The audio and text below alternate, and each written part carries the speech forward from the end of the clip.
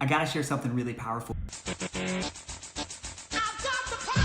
It was an article on LinkedIn from a guy by the name of Alex Ortiz. Alex was working for a startup company in blockchain technology for 8 months. He wrote an article entitled "Why You Should Hire Me."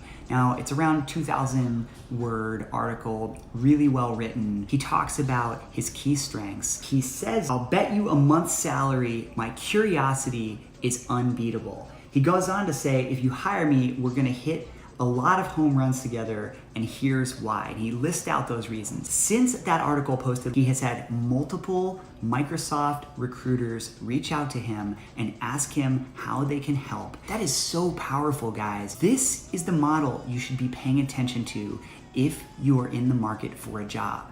Because if you're on LinkedIn, you treat LinkedIn like a community, and you are commenting and sharing on posts, and you're writing thoughtful articles like this one, that is what gets you attention, far more so than applying and praying for a job. That's all I got for you guys today. Pay attention to the trends that are going on with LinkedIn.